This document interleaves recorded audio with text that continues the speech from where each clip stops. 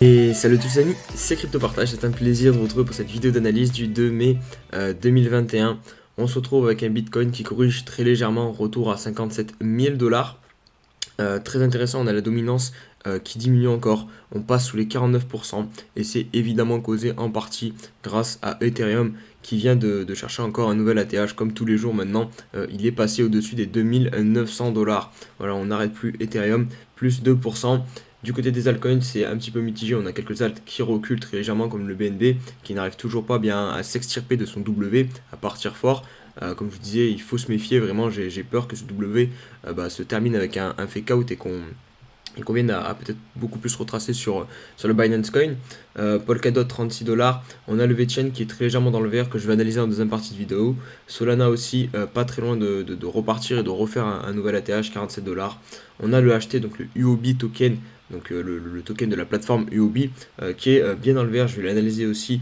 Plus 17% OKB, pareil, le token de la plateforme OKEX qui est aussi dans le vert, 39 dollars. Et puis voilà, on a aussi le nano qui est à 30%, mais globalement, ouais, on a une map assez mitigée, très peu de grosses performances ce matin. Un grand merci à toutes les personnes qui like, qui commentent et toutes les personnes aussi qui viendront s'abonner à la chaîne YouTube. Ça permet à la chaîne de grandir et de remercier le travail que j'effectue tous les jours pour faire ces vidéos.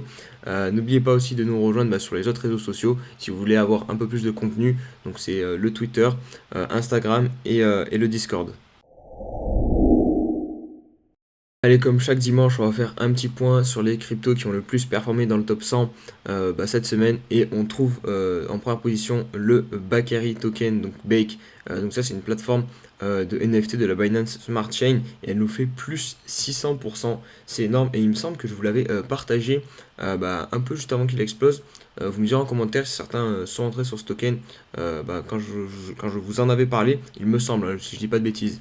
Donc voilà, une belle performance, plus 600%. On a le FTM en deuxième position, Phantom, plus 190%. Et enfin, OKB, donc le token de la plateforme OKEX, qui prend 137%. On peut aussi noter le UOB token, pareil, le même, c'est aussi un token de plateforme, donc, de la plateforme UOB, qui prend plus 63%. Du côté des sous-performeurs, il y en a très peu. Il y a tout simplement le Celo qui perd 2%, on a le Raven qui perd 0,18%, et après, rien du tout. Toutes les autres crypto-monnaies du top 100 sont dans le vert, puisque ça, c'est des stablecoins. Donc voilà, ça compte pas, ils sont à 0%. Ouais, on n'a aucune crypto qui a beaucoup corrigé cette semaine. Le CryptoFear Grid qui remonte au niveau 66, donc petit à petit on est en train de bien remonter depuis ce bottom trouvé au niveau 27, donc très très bas. C'est tout simplement le niveau le plus bas qu'on a trouvé depuis le début de ce bull run. Donc voilà, c'était clairement un endroit je pense à payer si on pensait évidemment que le bull run n'était pas terminé, chose que je pense. Donc voilà, je vous l'avais dit que ici ça peut être très pertinent de rentrer. Et puis voilà, derrière, regardez ce qui se passe. On est en train de très bien réagir, de très bien remonter. La confiance revient petit à petit sur les marchés, l'euphorie revient. Bon, pour le moment, ça reste très modéré, on n'est pas du tout dans l'extrême. Ici, quand on vient sur des niveaux à 90 par exemple, mais petit à petit, voilà, on remonte et la confiance revient sur le marché. Allez, on se retrouve pour l'analyse du Bitcoin. On va débuter en unité de temps 4 heures. Donc une bougie égale 4 heures. Donc on est haussier sur cette unité de temps, comme sur à peu près toutes les unités de temps sur le Bitcoin. Donc regardez, on monte donc par vague. Hop, on monte. Ensuite, on corrige un petit peu, on monte. Et là, qu'est-ce qu'on est en train de faire? La vague correctrice de ce mouvement haussier. Donc c'est normal, voilà, il n'y a pas à s'inquiéter, on monte jamais tout droit. Hop, donc là on corrige très doucement. Vous pouvez même mettre un petit Fibo si vous voulez voir jusqu'où on a corrigé. Donc vous voyez, pour le moment on est pile poil sur les niveaux des 0,38, donc c'est aussi très pertinent cette correction. On est passé pile sous le niveau aussi des 57 000 dollars, qui est un niveau quand même assez clé, qu'on avait pas mal travaillé par la suite, auparavant plutôt, qui nous avait servi de support, vous voyez ici, et ici de résistance aussi. Donc on est passé dessous. Au niveau du MACD, on vient juste de croiser Bear. Donc attention, pareil là on s'est fait rejeter par le niveau 70 de RSI.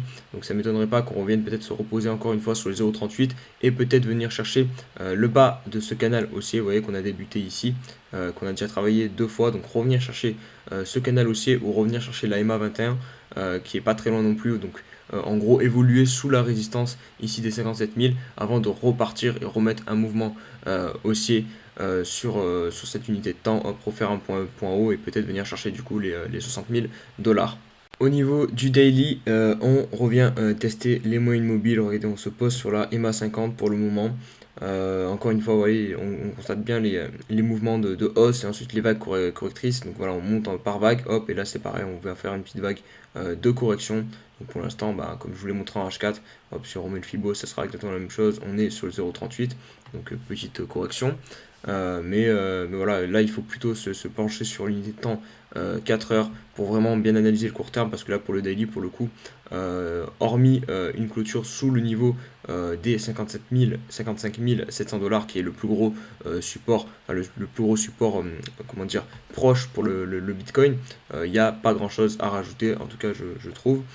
Et on va conclure rapidement avec le weekly pour vous montrer cette petite figure ici que je pense qui peut être pertinente. Vous voyez cette espèce de canal ascendant où on a eu 3 points de contact en haut, donc ici, ici et ici.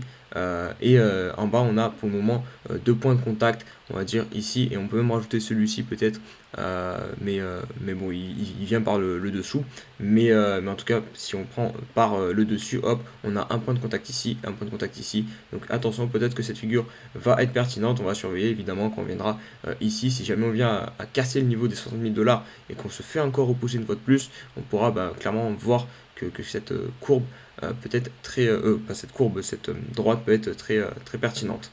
Alors on se retrouve pour l'analyse d'Ethereum maintenant, qui continue de pousser vraiment très beau, ce qui nous fait 2940 dollars nouvelle ATH pour ETH. Donc on poursuit tranquillement la montée, on s'affranchit de ce niveau donc des 2800 dollars. Là voilà, je pense que clairement l'objectif c'est les 3000 dollars. On est à une cinquantaine de dollars près à l'avoir. Mais encore une fois, vous voyez, on est dans cette figure et je pense qu'on va venir chercher une dernière fois au minimum le haut de cette figure avant peut-être de se faire repousser. On peut aussi la casser par le haut, mais c'est pas ce que je privilégie parce que comme vous le savez, en mensuel, on est sur 7 mois de hausse je me suis mis en weekly là, hop, en mensuel, on est sur 7 mois de hausse consécutive pour Ethereum, donc je pense que voilà, il va nous falloir un mois ou deux de correction comme ce qu'on vient de faire sur le Bitcoin. Mais si on se met en weekly, je vais mettre en logarithmique, on voit bien mieux. Hop, voilà. Donc c'est pour vraiment voir un peu plus au long terme. J'ai mis une petite extension de Fibonacci. Donc j'ai pris le point bas du 5 décembre 2016 et le point haut du bull run de 2017, donc en janvier 2018, qui se termine en janvier 2018, pour avoir les extensions de ce mouvement et voir les objectifs qu'on pourrait avoir sur Ethereum.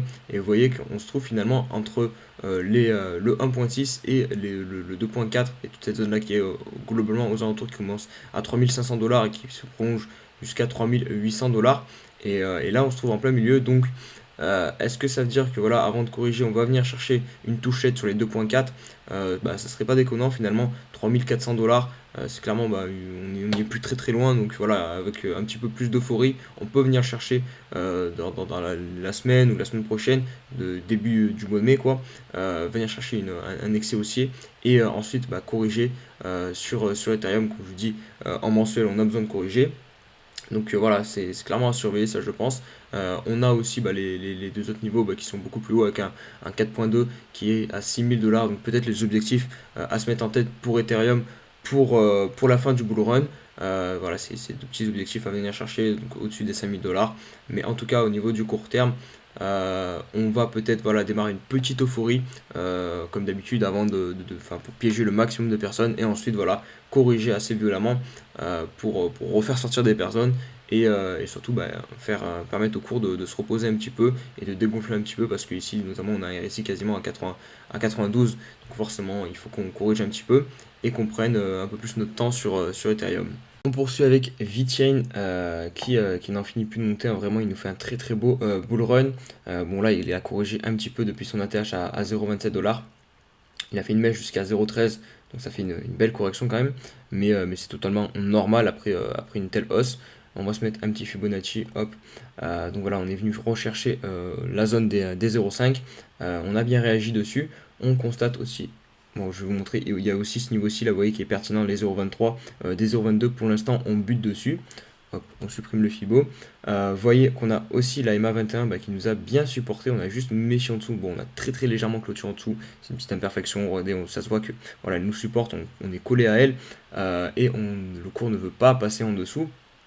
On arrive aussi là sur un point intéressant. Hop, si on met une petite droite pour matérialiser ceci, vous voyez ici, ça nous avait servi de support avec cette mèche-ci. Hop, et là pour l'instant, c'est le niveau qui nous bloque un petit peu à 0,21. Donc à surveiller, on va compresser dans cette petite intervalle-ci, si on casse par le haut ou par le bas. Mais si jamais on venait à casser par le haut, on pourrait très très vite se retrouver au niveau de l'ATH pour VeChain.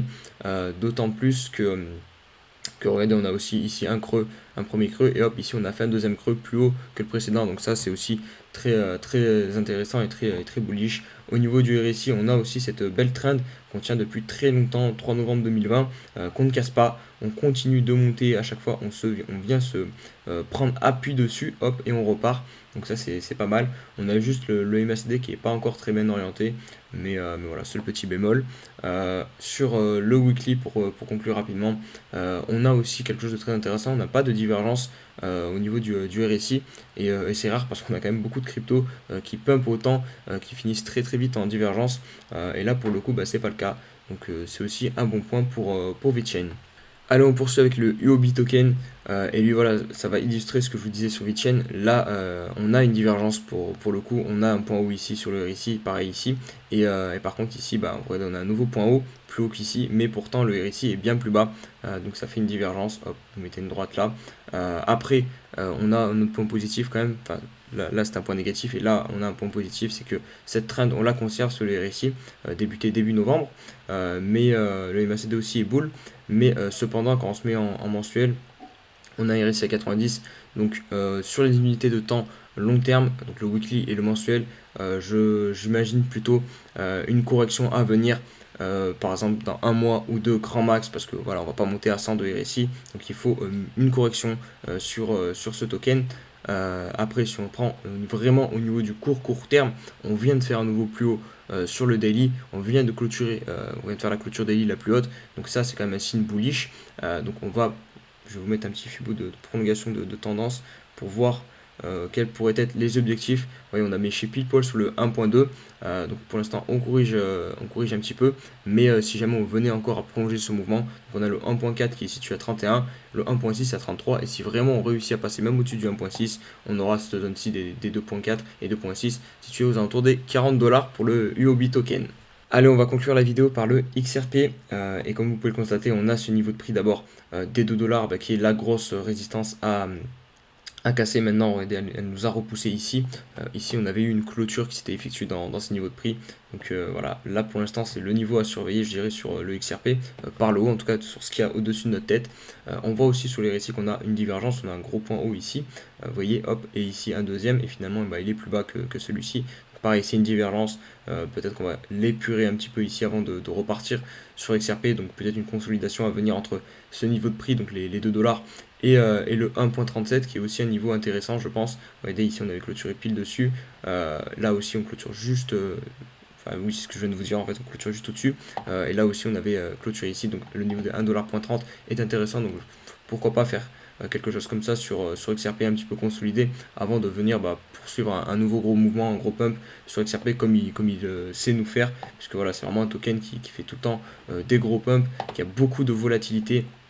Donc faites attention quand vous rentrez sur les XRP, si vous voulez rentrer en levier et mettre des stop loss, etc. Là c'est vraiment très risqué, puisque vraiment vous pouvez vous faire sauter vos stop loss très facilement. Vous voyez, là on fait vraiment des grosses mèches, donc faites attention. Mais voilà, je pense qu'après il y a très certainement un pump encore à jouer sur le XRP, parce que voilà, ça reste un token voilà, qui à chaque bull run nous fait des gros pumps.